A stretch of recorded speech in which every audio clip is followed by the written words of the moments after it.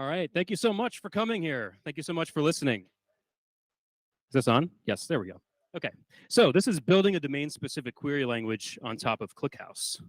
So it's a little agenda for what I'm going to talk about. I'm going to do a quick introduction. I'm going to tell you a bit about me, about what my company does. And then the first part, I'm going to talk about why we're actually doing this in the first place. And I'm also going to talk about a little bit about what does it actually mean to design a language in the first place, right? Like what does that actually mean? What's the work product? What do you get out of that, right? In the second part, I'll introduce a little bit about Oden's data model, right? And then I'll talk about how our query language is actually being used right now and what it actually looks like, some concrete examples of that. In the third part, I'll talk about the implementation. How do you actually make a DSL that actually ends up executing in ClickHouse? All right. So to start, hi, I'm Russ. I'm a tech lead manager at Oden Technologies. That's a blend of a manager and IC role, okay? I manage our integrations team and our core data team at Oden. So as an IC, primarily I'm focused on query execution, which is exactly what I'm going to talk to you about today. Before I was at Oden, I was at Uber for 5 years. I'm expecting to run into some of my former coworkers at some point tonight. Hopefully some of those people will be here. Before Uber, I studied computer science and math at Rutgers University in New Jersey, where I'm from.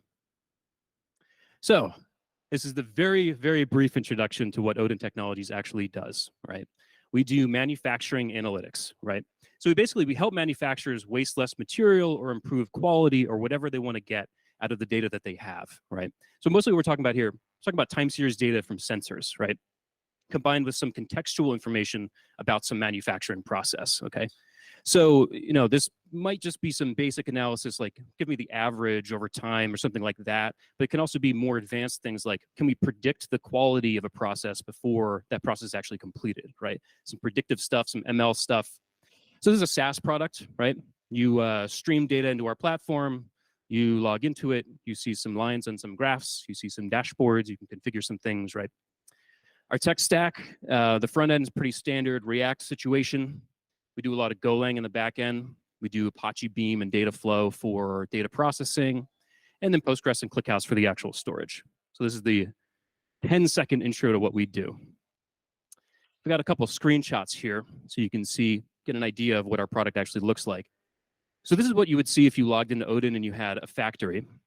These are all lines of production in the factory. So each of these is producing some product, right? There might be multiple machines in that line manipulating that product, but these are the different lines of production. You can see over here in this little miniature bar, we have an indication of when that line was in uptime or downtime. Okay, that's going to become a pretty important concept later, right? We need to know when a machine is actually in the state when it's supposed to be producing versus not supposed to be producing. Like, for example, if they need to change out a raw material, or during shift changeover, or maybe just everybody's home and nobody's at work, right?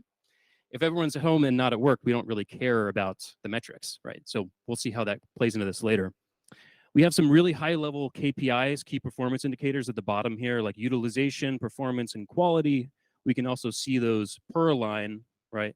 You can also see like the production per line, right? So there's a lot of metrics going into this screen. This is another view in our app. This is our dashboard view. So as you can imagine, you can create modules, you can move them around. The modules are going to be powered by our query language. So if you go and you edit that top right module, this is what you would see. So this here on the bottom left is Oden's query language. This is our domain-specific query language for querying things about manufacturing, right? Specific to manufacturing. It doesn't make sense outside of manufacturing. And this query is going to execute and then give us the data for this graph here, right? So I'll have some more examples a little bit later that will be in a larger font that you will be able to read. But you can imagine how this works, right? We ask for some measures, we say how they're being grouped, we get the result back, it looks like that. Okay, so the first thing people usually say when I say we're building a language is they say, why? Why are you doing that? Like, that seems ridiculous. You don't need to do that. So in the first part, I'm actually just going to talk about why we're doing this and why we're building this and why we do need this. And then I'm going to talk a little bit about language design, like what does that actually mean? So here we have some examples of query languages, right? The top left is, of course, just Google, just regular old Google. This is Google's MQL, right? This is a query language for metrics within their Stack Driver monitoring project. And this on the bottom is Jira's query language, right? So some of you may be familiar with that. So something I think is really interesting about domain-specific query languages is that you get this amazing amount of information density. Like so much information is in a really small part of the page here. Because one little part of screen real estate, we can express a lot of different things. So in Google, you can type any number of tokens, right? It's going to find you a document that has information on it relevant to those tokens. But you can also give it a bunch of little hints. So you can say site colon and some site. You can put a dash in front of a term, and it'll actually exclude that from the results, right? Quotes around something actually forces it to be in the results and actually is exact match rather than, it'll fudge the tense for you of a token or something like that. If it's in quotes, it's exact. And then this last one I think is really interesting, and I just learned about this when I made this slide. You can actually put two numbers separated by ellipses, and Google will find you a document that has a number within that range. I think that's really interesting. Did anybody here know about that feature in Google besides the people from Oden who I know about it? Anybody here know about that? No hands. Yeah, nobody knew about that. So that's pretty cool. It also recognizes dollar signs, by the way. So that's kind of interesting. So it's a lot of information in one really small space. I'm going to switch between these slides a little bit. So domain-specific query languages can really densely represent data, right? Represent a query. So in a really small amount of space, we can put a lot of information. Imagine trying to build an interface that can do all of this, except with traditional UI elements, like boxes and radio buttons. Like, how much space would that take? Probably take up a lot of space, right? So you get this amazing information density. Down here in this Jira example, this is JQL, Jira's query language. We can see that there's this parenthesized portion of the query. So again, we have this amazing amount of expressiveness here, where we can combine conditions together. We can say, I want this thing and that thing, and then one of these two things, right? There's an or in there. So that's a lot of expressiveness, and that's my second point here. It's highly expressive. So in our language, we have Boolean expressions, we have mathematical expressions, right? So we get this expressivity in domain-specific query languages. Another interesting thing here is that in Jira's query language, we're referencing all of these concepts that only make sense in Jira. Like, for example, the assignee, the sprint, the status, right? Those only make sense in Jira, right? And Jira knows how to actually figure out how to combine different data sources in order to answer this query. Like, they know that there's a table of sprints, and they need to reference the table of sprints. And they know that you have to look up the current user and figure out who that is, and if this ticket that we're looking for is assigned to the current user. So that's domain knowledge being a part of the language, which makes it a lot easier to use. Like, if you're looking up tickets, you only want to really worry about things that matter to tickets, right? You can't use this language to look up tickets, or you can't use Jira's query language to do a web search. That makes no sense, right? So that's what we mean concretely by domain specific, is that there are elements of this language, there are literal tokens in here that only make sense in the context of search. So that domain knowledge being built in language is going to make it so much easier to use within your domain. So these last 3 points are more about how it affects the development, right? We get this amazing flexibility to cache or optimize in the backend. So our query language, we express some query, here's what data I want. All the way in the backend, we can do some really intelligent things to make those queries really fast. And our users have no idea that we did it, right? We can make an optimization, we can make everything twice as fast, and nobody will know that happened. And they don't have to change anything that they did to take advantage of that new work. So that's an amazing amount of flexibility there. We also get to parallelize these work streams, right? So the front end work to actually display things is completely separate from the back end work to figure out how to execute them, right? So we completely separate those two work streams. And it means that we can create new types of analysis in our back end. We can immediately show it to our users, because we don't need to think about what UI to build. The UI is just a text box where you put the query, right? So that means we can immediately deliver those features. We get much faster iteration as well. So we found over the past few months since we've had this, we've been able to deliver features so much faster than we used to be able to, because we can just immediately put them in the language and then they're automatically available. There's no UI component that needs to be built. But what's really important to note here is that we can still build that UI later. Right? We can build a really amazing query generator that uses traditional UI elements and allows people to build queries really easily. We can do that if we want to, but we don't have to in order to release a new feature. So the whole idea here is we're providing the most powerful tool that we can to the people who actually have domain expertise, right? Like me and the other backend engineers, we're engineers. We write code, we write Golang, we write backend programs. I don't know anything about extrusion, right? But our customers do. And our customer success people who work directly with our customers, they know things about extrusion, right? So they can help our extrusion customers use this thing most effectively. And so we've handed this tool off to the people who actually have that domain expertise, instead of our backend engineers needing to figure out exactly what aggregates should we expose to our users. We don't need to figure that out. We just hand this tool off. Somebody else who has that domain expertise can actually figure that out. Cool, so switching gears a little bit, I want to talk a little bit about what it actually means to design a language, to kind of disambiguate that concept. Can somebody who is not from Oden, can somebody tell me who this guy is? Anybody know who this guy is? Yes, this is Noam Chomsky, exactly. So this is Noam Chomsky. He is an American linguist, political theorist. He's been around for a pretty long time. He's like 94 now. So in the 1950s and 60s, a considerably younger Noam Chomsky started to popularize these ideas of formal grammars, right? So a formal grammar is basically the idea of describing a language based off of these production rules. So we have, this idea of a sentence is made up of a subject, a literal space, a verb, a literal space, and an object, and a literal period, right?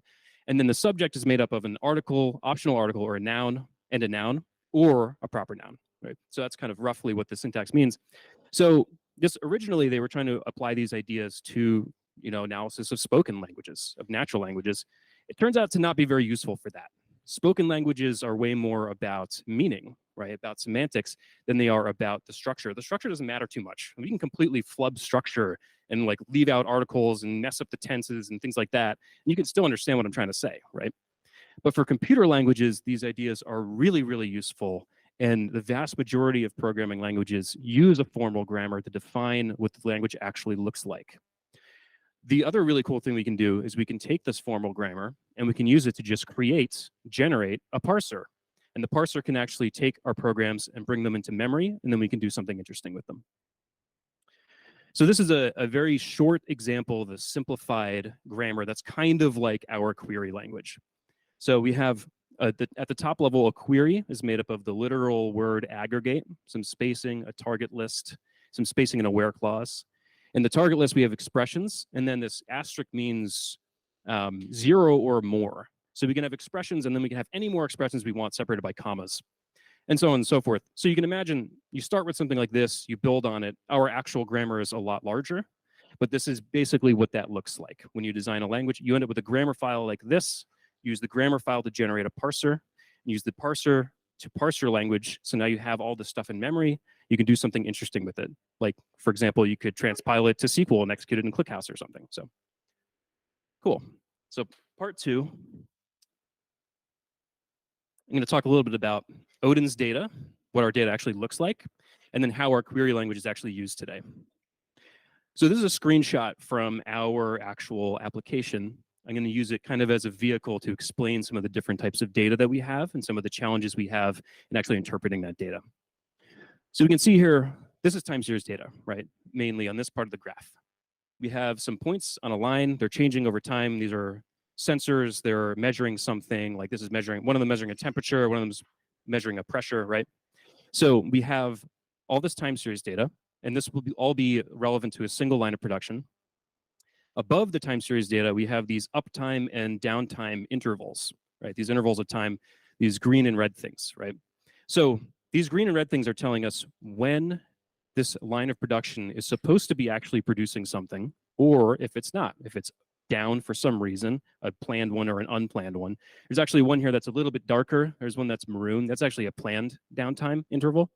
But this other one at the end, this really long one, is all unplanned downtime, right? So the machine went down. We don't know why. Maybe there was operator error, for some reason. The machine wasn't actually producing at that time, right? Another thing we can see here are these vertical lines that are cutting the graph down this way. So these vertical lines refer to work orders. So a lot of manufacturers, basically everything they do centers around work orders. A work order is like produce 100 units of this product or something. So this line of production is going to have some work order it's working on at all times, right? And these vertical lines show which work order we're working on. at any given time. So here we have intervals and we have metrics, and these are the two kind of core concepts that we have. We do have other types of data in our products, but these are the two core pieces of data that we have that kind of drive everything else, right? Are intervals and metrics. The intervals, there are different types of them. This is the state, this is the work order. There are lots of other types of intervals as well, but these are sort of the core ones, right? Okay, so here's the really important observation on this graph. Let's say we want to ask the question, what was the average melt pressure while I was working on this work order, right? The important observation is that when this line of production is in downtime, the metrics kind of just go all over the place, right? Like during this one, these two metrics go almost down to 0, right? You can see them going all up and down in between the periods of uptime. So if we want to get that average, we need some way to exclude those periods of downtime because they're just going to throw our average off completely, right? So that's a really important concept that we do here is we do an intersection of time series data and intervals of time.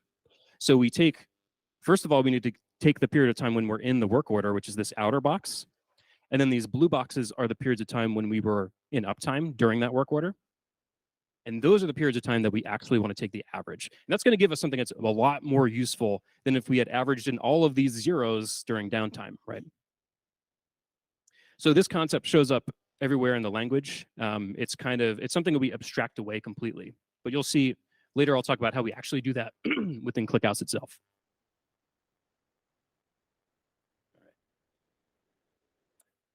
Cool. So moving on. What is Oden's query language? Concretely. So OQL, it's an analytics language for describing queries about manufacturing data. What you'll see, it is very SQL-like. The general syntax completely inspired by SQL. We even took some functions directly from SQL, and they're the same as they are in SQL. Mainly what we use are aggregate queries because manufacturing data is much more useful when it's aggregated together, right? Individual sensor values generally aren't that interesting. So we want to combine those values together in some aggregates. That's how we're going to make them actually useful. Okay, so here's some basics of how the language actually works. Everything comes out of this aggregate keyword. So we have aggregate, then we have a list of measures. Those are the actual aggregations that we want. Then we have a time range, where, time, from, and to.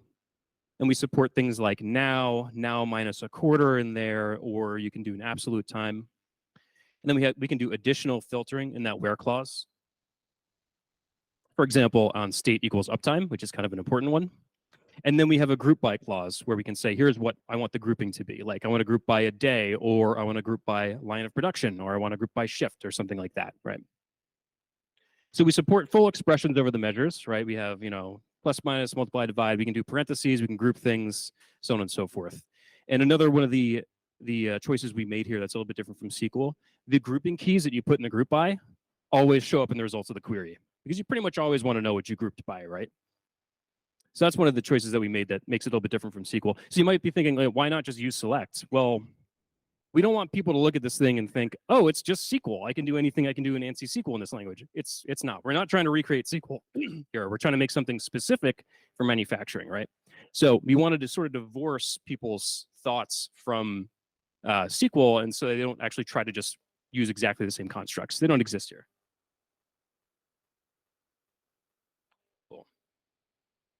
So I have some examples. I'm going to go through them pretty quickly because I want to spend most of my time on the last part of the talk where I actually talk about how we implemented this thing. So we have these are those really high level KPIs that I talked about in the screenshot slides, right? These expand basically to expressions over some aggregates of metrics, but they make it very easy to do really high level queries like, tell me my output grouped by line, right? Really high level. You can also do queries over metrics directly. Like you can say, I want the sum of this metric, right? And it'll just give you the sum of that metric. You can group that by however you want to. So this is that example that I talked about, the really important one where we're basically filtering out everything but uptime states. So we're doing an average of some metric group. And a metric group is just something that allows us to map, on these lines, which metric group is labeled production, right? That's what metric groups allow us to do. So basically what we're doing is we're saying, I want the average of the metric group grouped by line, and I only want it when we're in uptime. So this is actually a rather complex join under the hood, but in the language, it's really simple. You just put it into the where clause. You say the interval states category is 1, and that actually corresponds to uptime, right? So it's very simple to do. Under the hood, it's kind of a complicated join. Here's some more advanced things. So you can do this thing called time in if, and if you've written ClickHouse queries, you might recognize this if thing. That's kind of a pretty good feature. It's very good. You can put predicates directly into any aggregate function in ClickHouse. So we kind of just stole that. So it's a pretty good feature.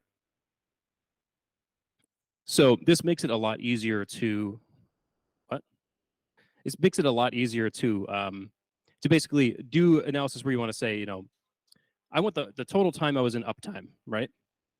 Per day. So say we wanted to do total time and uptime divided by total time and downtime, for example. That would be pretty hard to do if you had to do it in a where clause. You'd have to use, some kind of a subquery or, a with or something like that. It'd be a lot harder. Yes? What? From ClickHouse. Yeah, it's a ClickHouse feature. Yeah. Yeah, in ClickHouse, in any aggregate function in ClickHouse, you can append if and put a predicate directly into that function. So it'll only aggregate if that condition matches. It's pretty great. It's a very good feature. So other grouping types. You can also group by other types of buckets. So minute, hour, day, month, week, as you would expect. Some other types of entities that are in our system, you can group by as well. You can group by shifts. There's an example of grouping by shifts. Okay. So in this example, we're taking a look at how many of the states within each week match this name real change. So you can imagine real change corresponds to some element of some production process, right? So grouping by shift here, so it's like per week, how many times did these shifts do a real change over the past 3 months is what this query is expressing. Okay, and this example is just showing that we can do expressions over those aggregates as well. So we can say, I want to take the scrap and divide it by output, and it kind of gives us a notion of like, what's the percent scrap per shift grouped by day?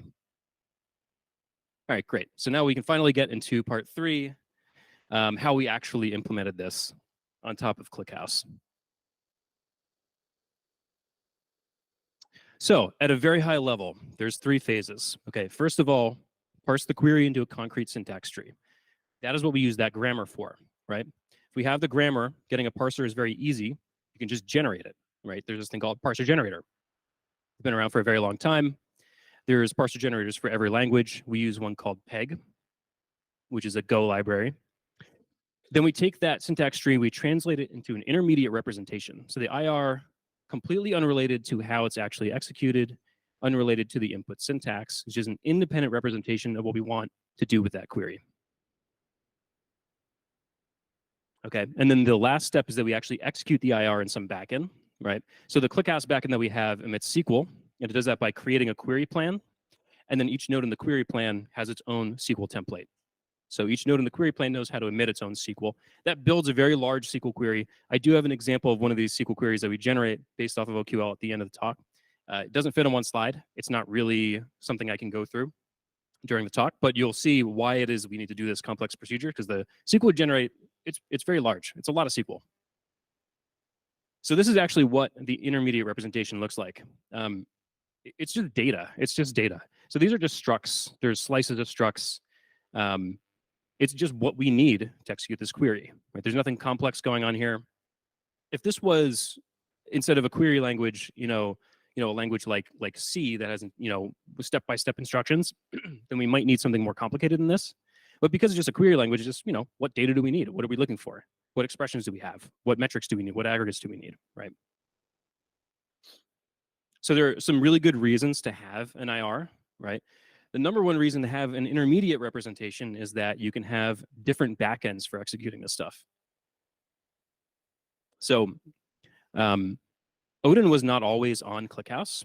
Before we used ClickHouse, we used a time series database that didn't have a rich querying layer, right? You could get metrics out of it, you could put metrics in, but it didn't have rich querying. So we actually had a whole library of code for doing all these aggregations that we'd already written. So the first thing we did is we took our the IR, and we just slapped it on the existing code. So we were able to get something up and running really quickly because of that, right? So now, of course, we are generating ClickHouse SQL, and that's our next generation backend. It also makes it way easier to test this stuff. So the testing and just generally grokking all of this, it turns out to be pretty difficult. But if you have an IR, you can individually test the going from a query to the IR, and then you can test separately going from the IR to the actual generated SQL, right? Yeah.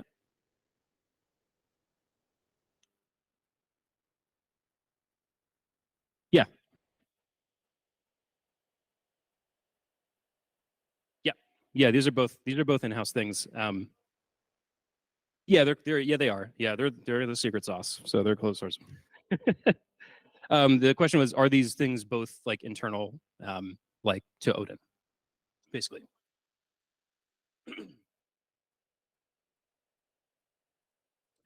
Well, so it's very specific to manufacturing, and it's very specific to our product and the way that we actually model data. Even if we open source, I don't think it would be very useful to anybody else. But certainly, I think, basically from the basic concepts in this talk, you could probably figure out how to do this on your own. It's not that complicated. So, but yeah, this is the IR. This is a slightly older version of it from our code, but yeah, it's just a big struct. Okay, so moving on. So I'm actually just going to show a OQL query in every step, executing it until we get to the SQL. So this is the first step. The first step is take the query and get a concrete syntax tree. So a concrete syntax tree, every single node in this tree corresponds to a rule in that formal grammar that we have, right? So you basically get this for free if you have a grammar, because you just take a library of code off the shelf and generate the parser. So this is actually output just from our PEG parser that we use. So basically get this for free. You can see there's a lot of nesting here. That's because we support Boolean expressions over, inequality checks over expressions over metric aggregates. So there's a lot of nesting necessary for that. But you can see, for example, the where clause is down here. The where clause has a clause body, so on and so forth. There's the aggregate query has a target list. So yeah, so this is just a representation of just the syntax, exactly as we saw it. Did someone have a question? Yeah. PEG, yeah. So if you look up on GitHub, it's Pointlander is the name of the guy who wrote it. But there are various other PEG parsers for Go as well, and for basically every language. So, okay. So, step 2 is we take this concrete syntax tree and we translate it into the IR. So this IR, this is the same thing I showed on like 2 slides ago. We just rendered it to YAML, so it's easier to look at, is all this is. But basically, when you have this concrete syntax tree, you can write a visit function for each of these nodes, and then you just do a search over the tree. And whenever you visit a node, you start updating the IR as you're going through. And so on the right here is the IR, the intermediate representation. So you can see, for example, we have what filters are there. Well, there's one with equals. We're checking to see if the category ID is 1. And then we have the group bias. One of them is grouping on line. One of them is grouping on one-day buckets. So it's very straightforward. It's just exactly what we need to actually generate the SQL, just listed right out, right? And that's completely, you can see it looks completely different from this, right? This is way more detailed, like the spacing's in here. Like, we don't care about that. We just skip that. We don't do anything with spacing. So, okay, and then finally, we take the intermediate representation and we generate a tree. This is the query plan, right? This is a pretty standard technique, generating query plan. ClickHouse generates a query plan, right? In our case, the nodes in the query plan all correspond directly to a SQL template. So each of these generates its own SQL. The top level expressions as input takes a query. This node takes as input a query, so on and so forth, until you get to the leaf nodes. And the leaf nodes are able to generate their own SQL without needing a query as input, right?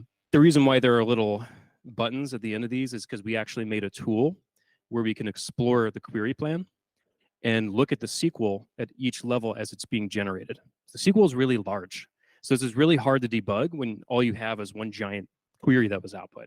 So we're actually able to take a look at each individual level and see what data did this return, right? We can see, so this query all the way at the bottom is getting the states. The states are those state intervals. Is the machine up? Is the machine down? So we can take a look at that. We can see what states did we get back? Did we get the right states back? We can use that to debug these queries. So this is one of the actual SQL templates. Our SQL templating, it's based on Golang's text template, if you're familiar with that. If you're not, you can probably sort of imagine what's going on here. So we have, this is doing an as of join. The as of join is basically how we do that joining between metrics and intervals. So here we put the metrics query. This is where raw metrics come in. So this is going to be, timestamp identifier value is what comes in there. And then we join that against intervals. And the intervals are going to be, a start timestamp, an end timestamp, and some metadata, right? Like what state was it in at that time? So this is how we actually join together intervals of time and metrics. We use this thing called as of join. It's a join type that ClickHouse provides. It's not a very common join type. Essentially what it is it's an inexact join that takes an inequality condition, which is right here on the timestamp, and any number of equality conditions.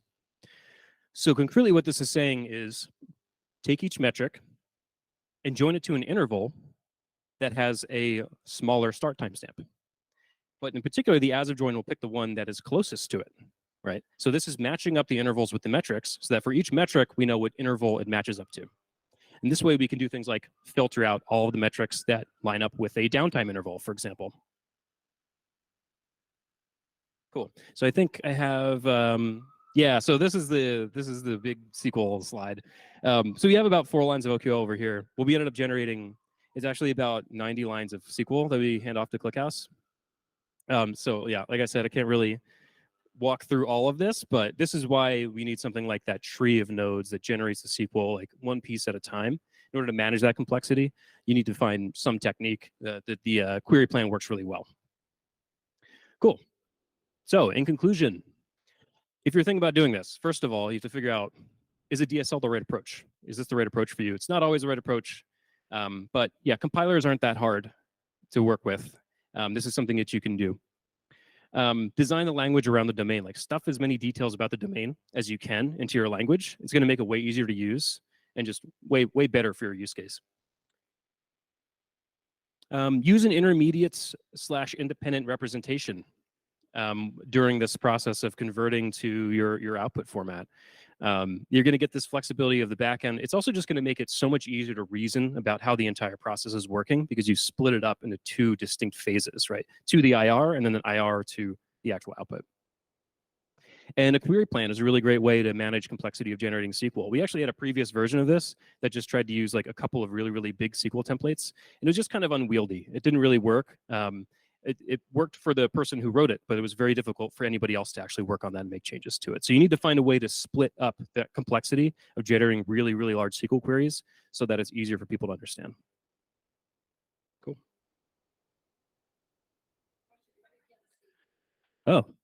Oh yeah, sorry, I can't see your hand.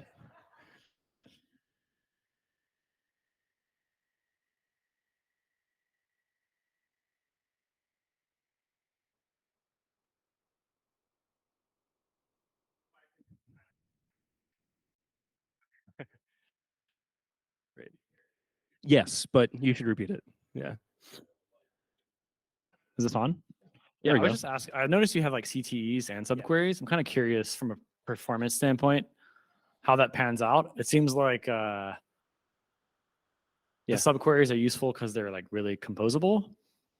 But in my general experience, subqueries are quote unquote bad. And I'm just practically speaking, are they not that bad in your experience in this case? Yeah, they are not that bad. So basically, if you are doing a lot of subqueries like this and you have group bys in those subqueries, that means that ClickHouse is actually going to have to create the temporary table of that grouped data before it can hand it off to the next phase. If you don't do a group by, it can actually just stream it directly through. So as long as you avoid group bys, which we do, then yeah, it's actually perfectly performant. Cool. Sounds pretty convenient. Yeah. Cool. Yeah, so that's the end. Yeah, so questions. We got plenty of time.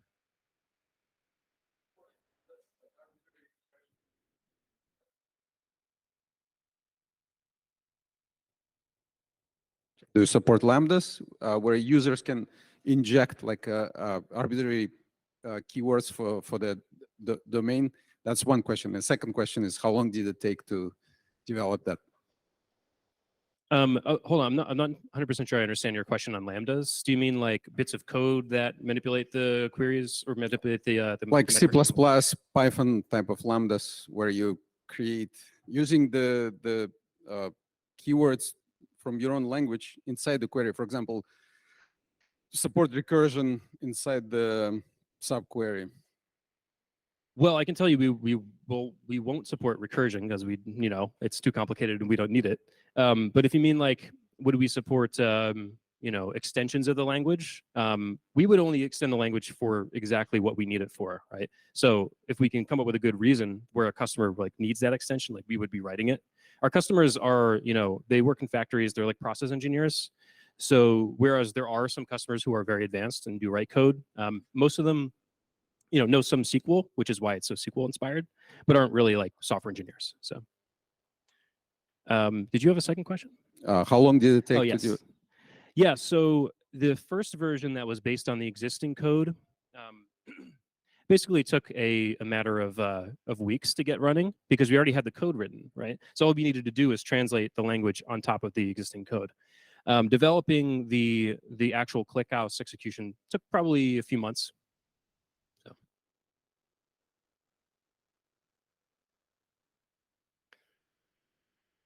All right. What was the reason for going with a custom DSL language versus making it like SQL-ish like? Because it like some approximation, it looks like SQL, right? Right. Yeah. So we wanted something that looked like SQL for the familiarity of it, but if you make it look too much like SQL, then people are going to think that it supports all of SQL, right? And then they're going to be asking you, why doesn't this thing have my favorite SQL function in it? And the reason is because it's too much to implement, right? We don't want to have to implement all of that. We want to have to implement like the minimal set that's going to give us like the biggest benefit, right? So that is specifically why it uses aggregate and not select, is to make sure that people understand this is not SQL. It's SQL-like, but it isn't SQL. So another question up there. Hey, just curious, this is my ClickHouse. Is your company like vertically integrated and shipping the sensors and in control of the instrumentation side of this? Or are you having to like deal with whatever kind of data on the ingest side and like transforming it? Yeah, I mean, we basically deal with whatever data they have. Yeah. So are there like open source specs for this domain of factories, or you get to sort of shape that yourself since you're defining a DSL? Yeah, there's open standards for this. There's this thing called OPC-UA, which is a standard for data interchange within factories. So there are these things called OPC-UA servers that can actually connect to sensors. And so we basically tell customers, deploy one of these, or if they use one, then we say, here's one that you can use that will shoot metrics up to us over MQTT or that sort of thing. So. More questions? All right, awesome. Thank you so much for listening.